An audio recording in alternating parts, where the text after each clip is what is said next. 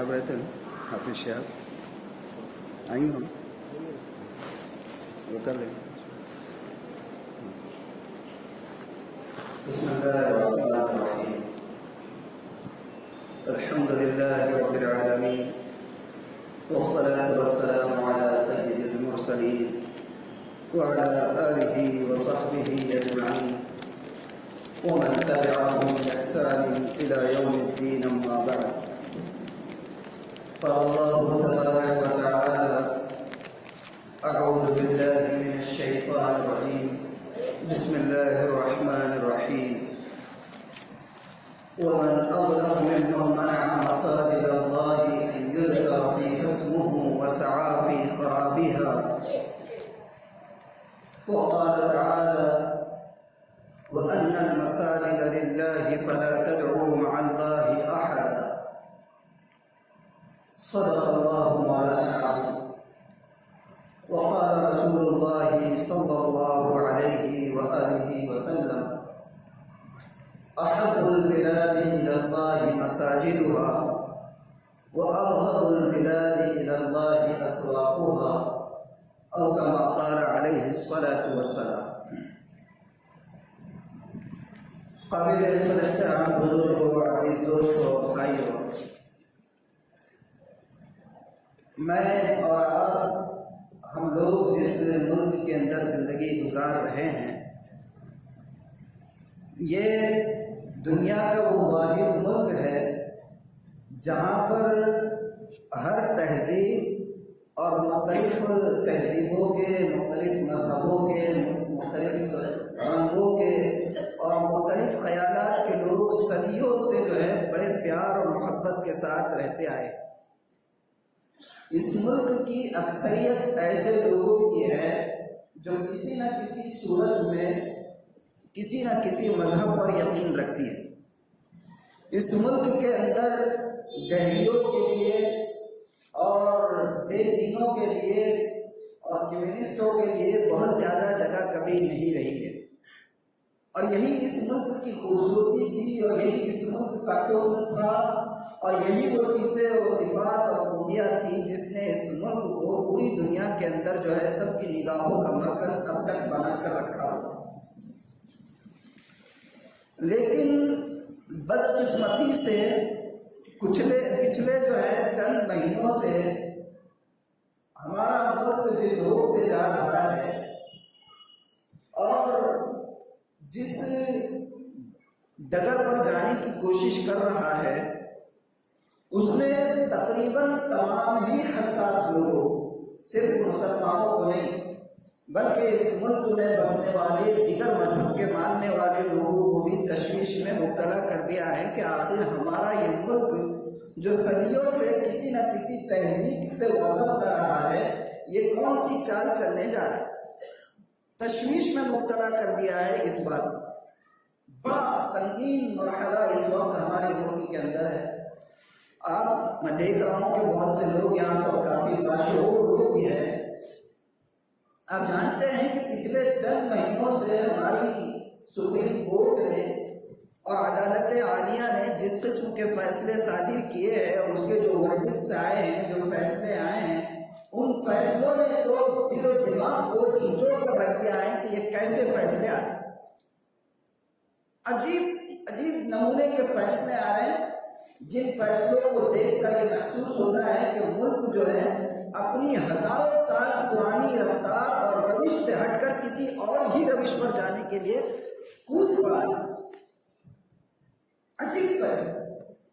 اور supreme court کے ان فیصلوں نے مستقبل کے ہندوستان کی تصویر کو بھی ہمارے سامنے واضح کر دیا. کیا ہو رہا ہے، کیسے ہو رہا ہے؟ ہم اپنی دنیا میں مگن ہیں، کسی کو کوئی احساس نہیں کہ کیسے فیصلے آ رہے ہیں، کیسے ورڈکٹس آ رہے ہیں. ہندوستانی تہذیب کے خلاف، ہندوستانی کلچر کے خلاف، بھارتی سمویدھا کے خلاف ایسے فیصلے آ رہے ہیں کہ سوچنے پر ایک حساس دل مجبور ہو جائے. ابھی چند دنوں پہلے ایک فیصلہ آیا، سپریم کورٹ کا ایک ورڈکٹ آیا، جس میں سپریم کورٹ نے ہمارے اس ملک کی عدالت عالیہ نے ہندوستانی پینل کوڈ کے تعزیرات ہند کی دفعہ 377 کو منسوخ کر دی. اور یہ وہ دفعہ ہے، کیا دفعہ ہے 377 جس کو ہماری سپریم کورٹ نے منسوخ کیا ہے. 157 سال پہلے سے یہ دفعہ بنی ہوئی. انگریزوں کے زمانے میں جب انگریز یہاں پر راج کیا کرتے تھے، انہوں نے اپنے دور میں یہ دفعہ بنائی تھی 377، جس دفعہ کے تحت آپس میں جنسی تعلقات بالکل جرم قرار دیا گیا. کیا ہے یہ؟ مرد کا مرد کے ساتھ، عورتوں کا عورتوں کے ساتھ اپنے جنسی تعلقات کو قائم کرنا اور اپنی خواہشات کو اپنی جنس کے ساتھ جو ہے ٹھنڈا کرنا، یہ شریعت میں، اسلام میں، مذاہب میں حرام ہے تو یہ بالکل یقینی ہے. لیکن ہمارے ملک کے دستور میں بھی یہ بات ہم جنسی اور ہومو سیکسولیٹی اور اسی طریقے سے اس کو لیسبین کہا جاتا ہے، یہ ساری چیزیں شریعت ہی میں نہیں بلکہ ہمارے ملک کے دستور میں بھی 150 سالوں سے ایک جرم تھا. لیکن پچھلے دنوں سپریم کورٹ نے اس 377 کی دفعہ کو منسوخ قرار دیا اور اس کا کہنا یہ ہے کہ بھئی آدمی خود مختار ہے اور اس کو جو چاہے زندگی گزارنے کا حق حاصل ہے. اور یہ جو دفعہ ہے 377 کی، یہ دفعہ 377 کی انسان کی اس خواہش کا جو ہے خاتمہ کر دے، اس لیے اس نے جو ہے تو اس فیصلے کو منسوخ کر دیا. 157 سال سے جو دفعہ آئی تھی اس کو سپریم کورٹ نے ختم کر کے رکھ دیا. حیوانیت کی چال، جانوروں کی چال دوڑنے پر تلا ہوا ہے ہمارا ملک. ہمارے ملک کی ایک تہذیب رہی ہے، ایک سنسکرتی رہی ہے، ایک کلچر رہا ہے، یہاں کی ایک ثقافت رہی ہے. بڑوں کے سامنے حیا کا مظاہرہ ہوتا رہا ہے، بڑوں کے سامنے بے حیائی تو بہت دور کی بات ہے. آدمی جو ہے پان کھانے اور بیڑی پینے اور سگریٹ نوشی سے بھی ڈرا کرتا تھا، اور آج حکومت کا قانون اس کو جو ہے بے حیائی کی آزادی دے رہا. کہاں جا رہا ہے؟ اور اس کا کوئی کہیں سے کسی کونے سے کہیں سے آواز نہیں اٹھی. حیرت کی بات کہ پورے ملک میں کہیں سے کوئی آواز نہیں اٹھ رہی. اس کے بعد پھر کئی قانون ایسے، یہ ایک ہی دفعہ نہیں. ہمارے ملک کے اندر ایک قانون ہے SC/ST ایٹروسٹی ایکٹ، اس کو کہا جاتا ہے SC/ST ایٹروسٹی ایکٹ. کیا ہے یہ؟ یعنی ہمارے ملک کے دستور اور کانسٹیٹیوشن کے اعتبار سے اس ملک کے اندر جو دلت اور آدیواسی اور پچھڑے طبقے کے لوگ رہتے ہیں، ان پچھڑے طبقوں کے افراد کو اگر کوئی اپر کاسٹ والا، کوئی اعلیٰ ذات والا اگر کوئی تانا دیتا ہے، ان کے ساتھ ظلم و زیادتی کا معاملہ کرتا ہے، ان کی بے عزتی کرتا ہے، تو یہ SC/ST ایٹروسٹی ایکٹ یہ ہے کہ اس اپر کاسٹ والے کے خلاف فوراً پولیس کو جو ہے حرکت میں آنا ہوگا اور حرکت میں آ کر اس کو سلاخوں کے پیچھے ڈالنا ہوگا کہ تم نے ایک پسماندہ ذات کے طبقے کی جو ہے تو بے عزتی. یہ قانون تھا اور اس قانون کی وجہ سے جو بہت سے پچھڑی ذاتوں کے لوگ تھے، جو آدیواسی تھے، جو دلت تھے، وہ لوگ اپنے آپ کو اس ملک میں بہت سیکیور محسوس کیا کرتے تھے، محسوس کیا کرتے تھے کہ قانون ہے، کوئی اپر کاسٹ والا ہماری بے عزتی کر نہیں سکتا. لیکن پچھلے دنوں سپریم کورٹ نے اس قانون کو بھی کمزور کرنے کی کوشش کی. لیکن ہمارے ملک کے جو دلت بھائی ہیں ہمارے، آپ کو یہ جان کر بہت حیرت ہوگی کہ ان کے اندر اس وقت ایسی بیداری کی لہر پیدا ہوئی ہے کہ پچھلے آزادی کی تاریخ میں ایسی بیداری کی لہر اس ذات کے اندر کبھی نہیں پیدا ہوئی. یہ جو ایٹروسٹی کا ایکٹ تھا، اس کو جب سپریم کورٹ نے کمزور کرنے کی کوشش کی تو پورے ہندوستان بھر میں ملک گیر سطح پر دلتوں نے ایسا زبردست احتجاج کیا کہ اس احتجاج کی شدت کو دیکھتے ہوئے حکومت کو یہ محسوس ہوا کہ اگر ہم نے اس سپریم کورٹ کے فیصلے کو منسوخ نہیں کیا تو ہو سکتا ہے آنے والے الیکشن میں، آنے والے انتخابات میں یہ برادری ہمارے لیے نقصان دہ ثابت ہو سکتی ہے. اور وہ ان کا پریشر تھا، ان کا وہ احتجاج تھا، وہ منظم ان کا جو ہے تشدد نہیں، پرامن احتجاج تھا، جس میں حکومت کو پارلیمنٹ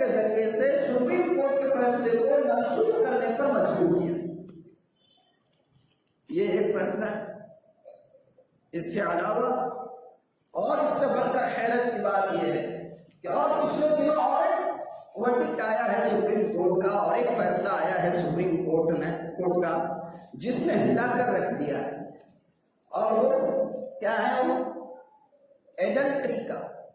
ہماری جو تعزیرات ہند ہے اور انڈین پینل کوڈ ہے، اس کی دفعہ 497 497 کو حکومت نے منسوخ کر دیا، سپریم کورٹ نے منسوخ کر دیا۔ اور یہ دفعہ 497 کیا ہے؟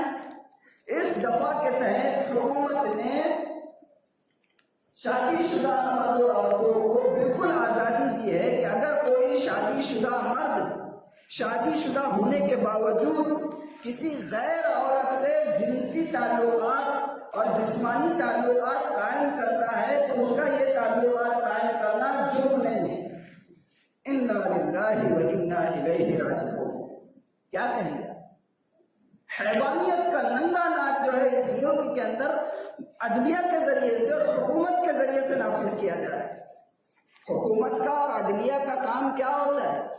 حکومت اور عدلیہ کا کام یہ ہوتا ہے کہ وہ ملک کے باشندوں کی جان، مال، عزت، آبرو کی حفاظت کرے، اور اگر کہیں سے اس کے اوپر کوئی حرف آ سکتا ہے تو وہ ان کو پروٹیکٹ کرے۔ لیکن قانون خود سپریم کورٹ یہ بنا رہی ہے کہ اگر کوئی شادی شدہ مرد شادی شدہ ہونے کے باوجود، بیوی بچے ہونے کے باوجود اگر کسی غیر عورت کے ساتھ جسمانی تعلقات قائم کرتا ہے تو اس کا یہ جسمانی تعلقات قائم کرنا جرم نہیں ہے۔ کہاں جا رہے ہیں؟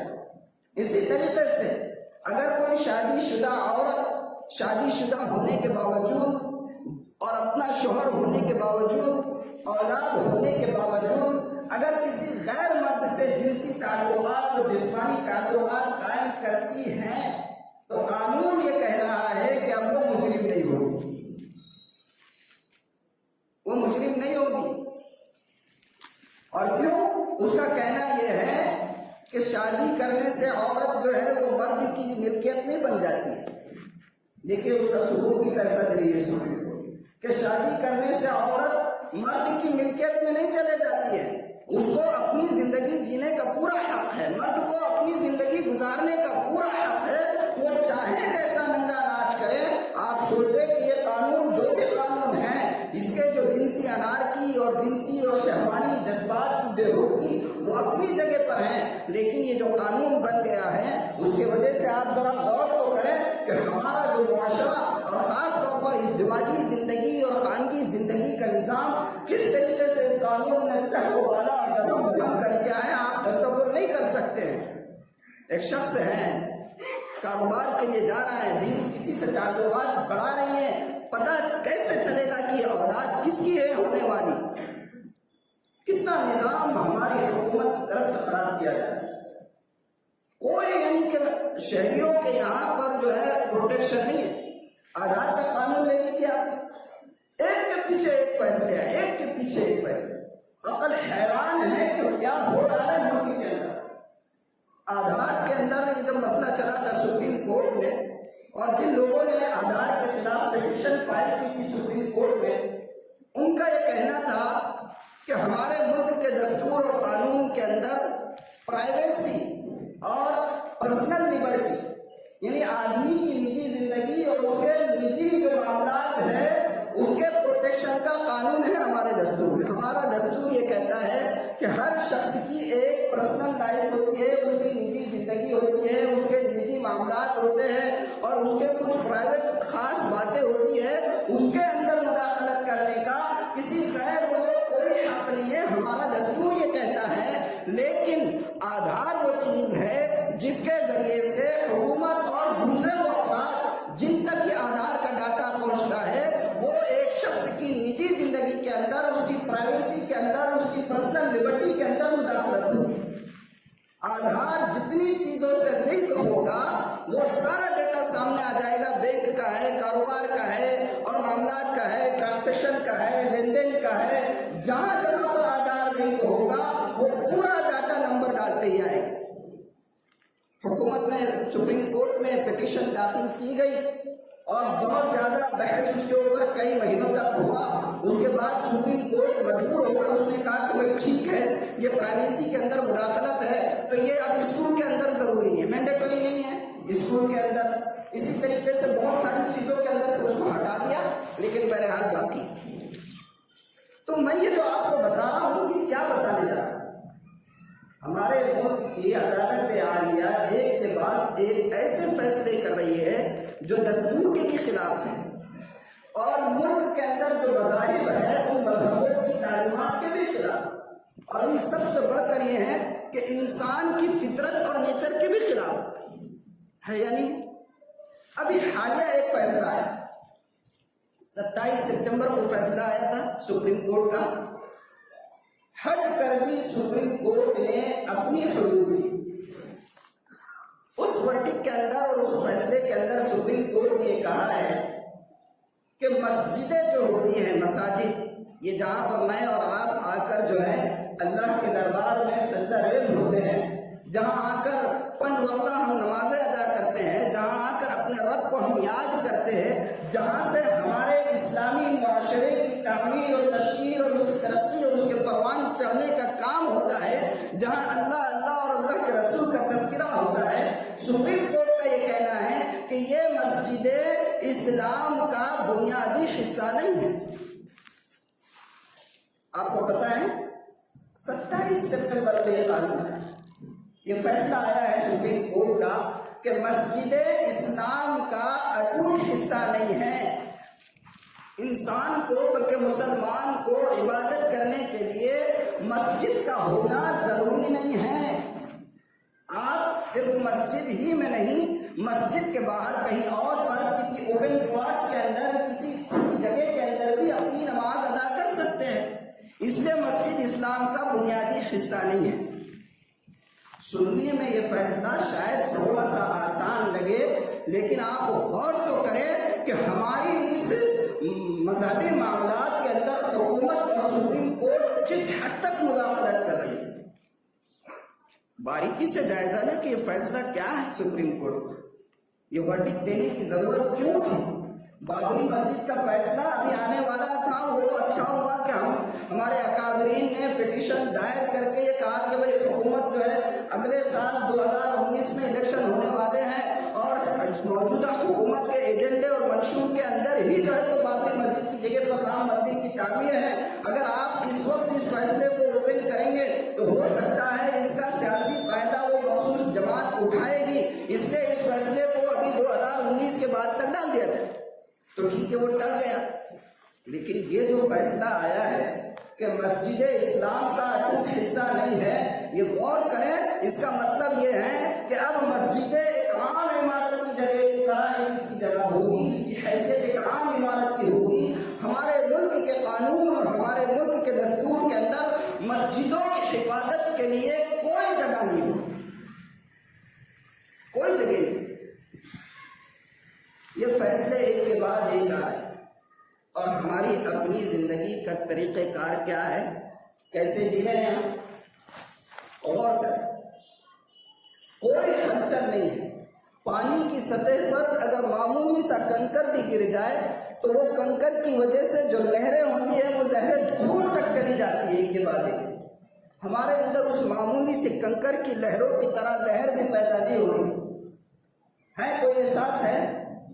ملک کا قانون کہہ رہا ہے کہ ہم جنس پرستی جائز ہے، مرد کے ساتھ، عورتوں کے ساتھ تعلقات بالکل جائز ہیں. عدلیہ یہ کہہ رہی ہے کہ ایک شادی شدہ مرد اگر کسی دوسری عورت سے تعلقات قائم کرتا ہے تو اس کا یہ تعلقات قائم کرنا جرم نہیں ہے. اور اس سے آگے بڑھ کر اگر عورت شادی شدہ ہونے کے باوجود کسی دوسرے مرد سے تعلقات قائم کرتی ہے تو یہ جرم نہیں ہے. اور بہت سارے فیصلے ہیں اور ہمارے اندر اس کی کوئی ہلچل نہیں ہے. اس بے حسی کو ختم کرنا ہوگا.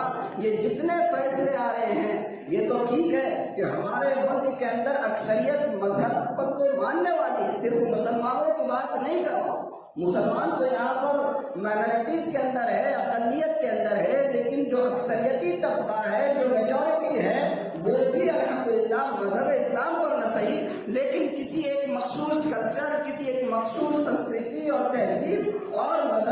کمال پر یقین رکھتی ہیں، لیکن افسوس کی بات یہ ہے کہ ایک ایسے ملک میں جس کی اکثریت بلکہ غالب اکثریت مذہب کی تعلیمات پر یقین رکھنے والی ہے، وہاں پر ایسے حیوانیت کی سے بھرپور قوانین بنائے جا رہے ہیں اور کہیں سے کوئی آواز نہیں اٹھ رہی۔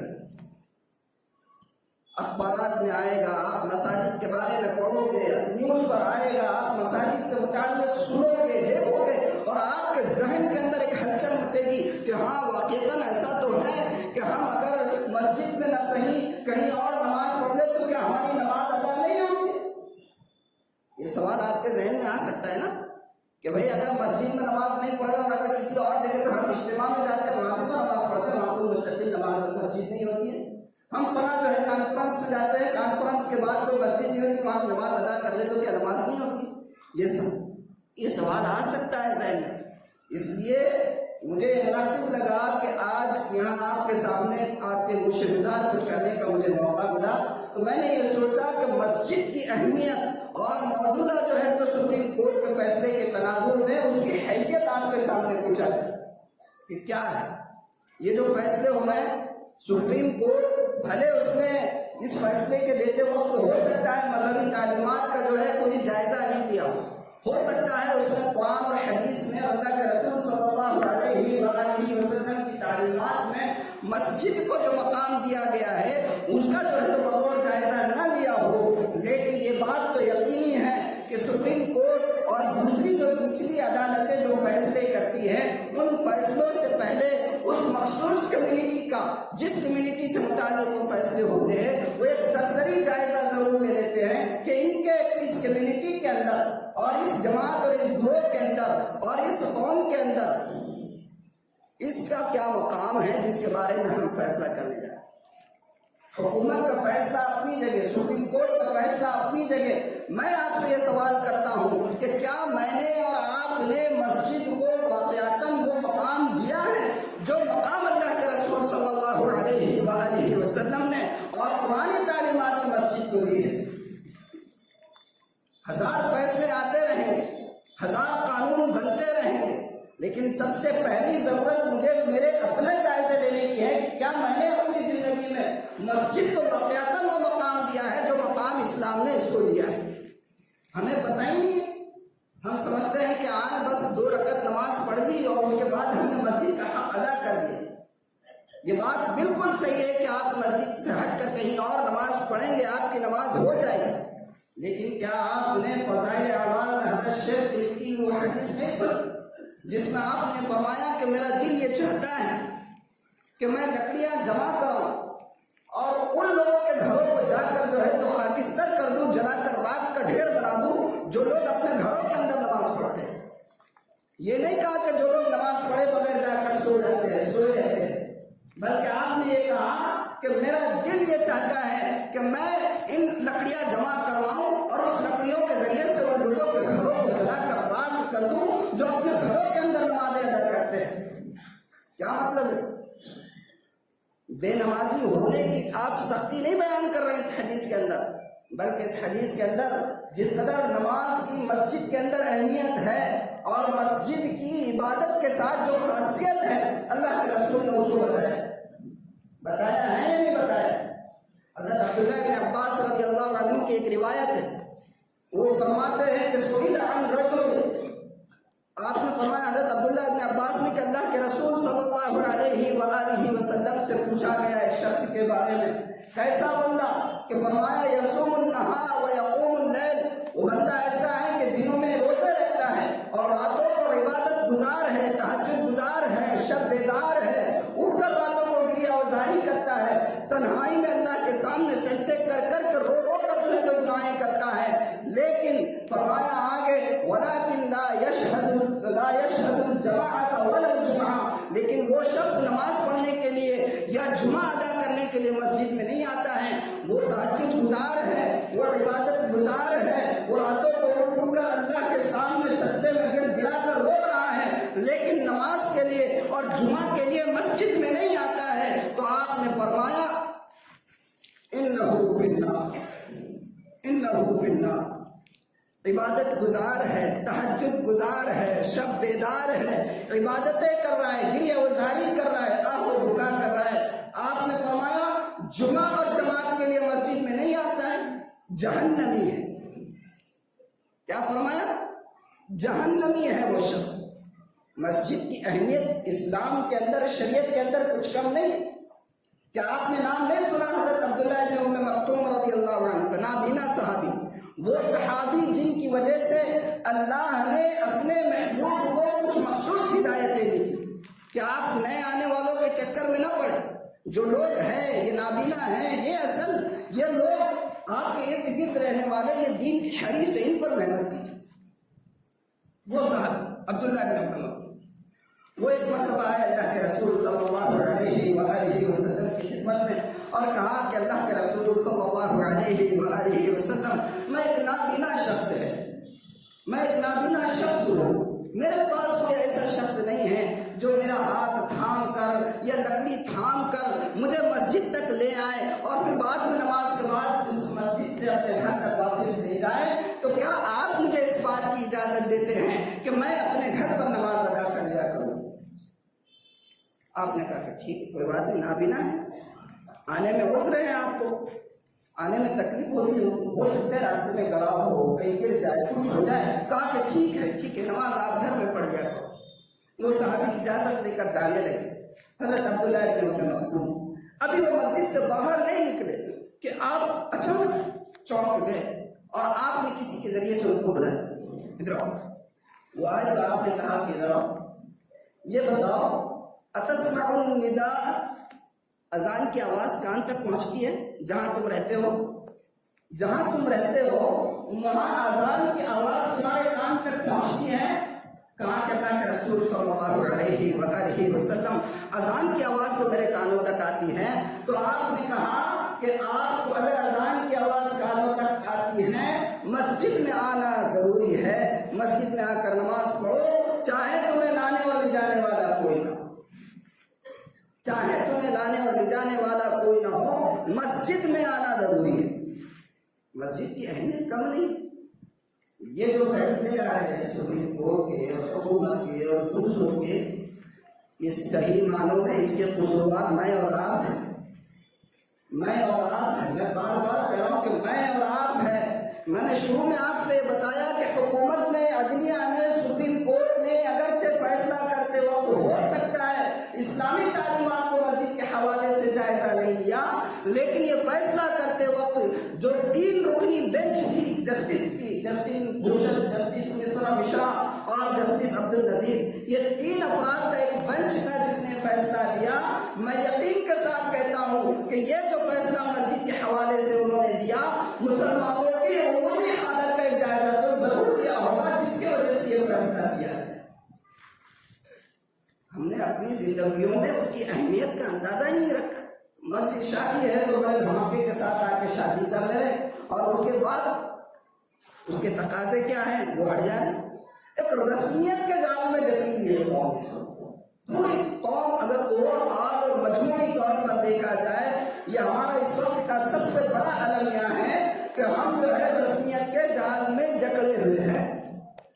ہر چیز کو ایک رسم کی طور پر ہم ادا کرنے والے بن گئے، اس کی حقیقت کو ہم نے جو ہے اپنی زندگیوں سے نکال دیا۔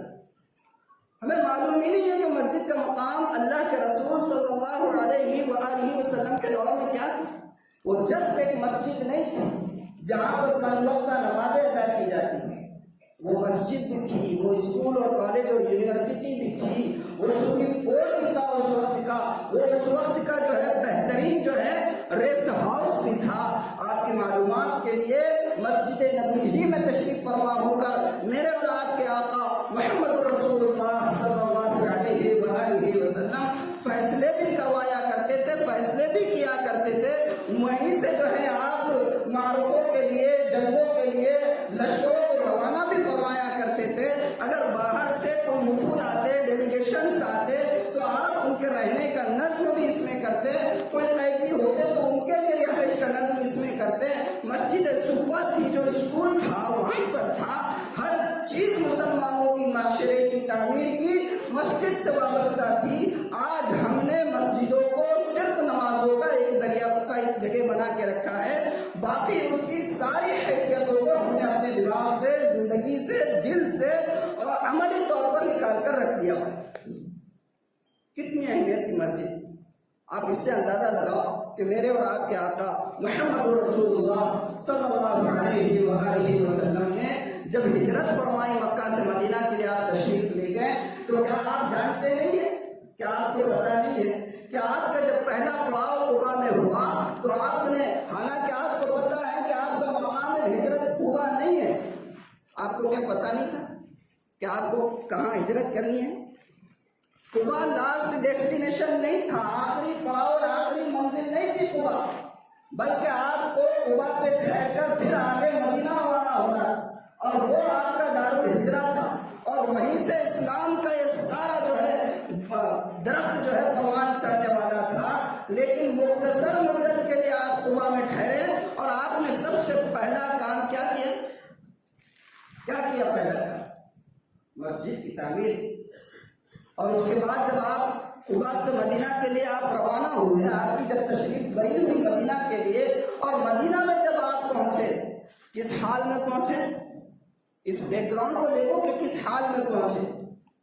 نہ صرف میرے آقا محمد رسول اللہ صلی اللہ علیہ وآلہ وسلم، بلکہ وہ تمام صحابہ جنہوں نے ہجرت کی تھی، وہ تمام صحابہ اپنے پیچھے اپنے مال و دولت کو، اپنے اسباب کو، گھر بار کو، اولاد کو اور زندگی بھر کی کمائی ہوئی پونجی کو مکہ کے اندر چھوڑ کر بے دست و پا ہو کر جو ہے تو مدینہ میں پہنچے۔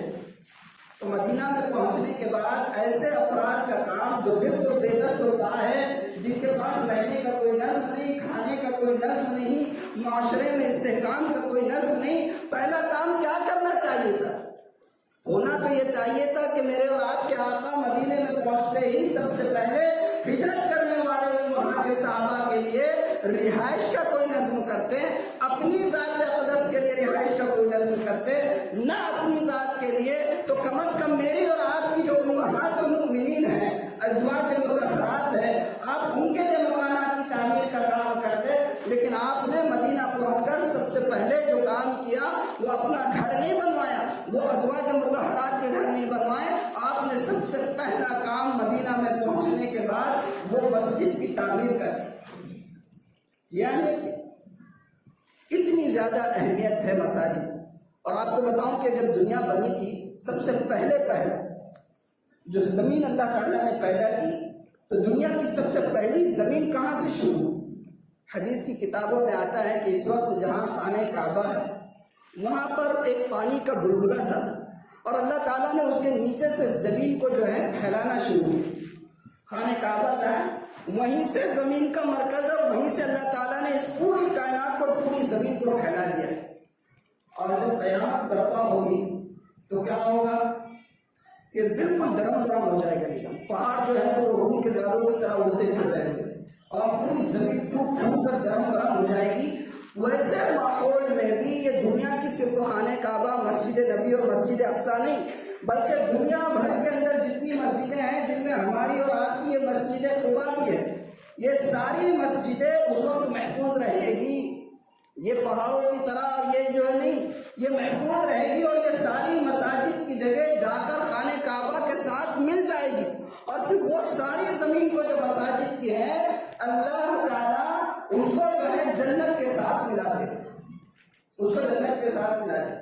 تو مسجد کی اتنی اہمیت ہے، ایک بار جو زمین پر مسجد بن گئی، قیامت تک کے لیے وہ مسجد ہے، قیامت تک کے لیے وہ مسجد ہے یا نہیں؟ لیکن سپریم کورٹ کہتی ہے کہ مسجد مسلمانوں کا اسلام کا اٹوٹ حصہ نہیں ہے، اور ہمارے اندر کوئی ہلچل نہیں ہے۔ تو میں آپ سے درخواست کرتا ہوں، دس بستہ درخواست کرتا ہوں کہ خدا را اپنی زندگی کے اندر مسجد کے اس عہد نبی کے کردار کو پیدا کرے جو کردار عہد نبی میں مسجد کا تھا۔ مسجدوں کے ساتھ مسجد کا حقوق نہیں معلوم مجھے، بہت حیرت کے ساتھ کہتا ہوں، میں ایک بات ذہن میں اکثر آتی ہے، ہماری مسجد کی وجہ سے آتی ہے، میں یہ نہیں کہہ رہا ہوں، میں اس کے خلاف نہیں ہوں، بلکہ ہر مسجد میں طریقہ ہونا چاہیے، ہر مسجد میں ہونا چاہیے۔ مسافر آتے ہیں، بہت سے دور دراز سے آتے ہیں، تو ان کے لیے استنجا وغیرہ کا نظام ہونا چاہیے۔ اگر سب کے سب لاک بھی ہو تو ایک بیت الخلاء اور ایک جو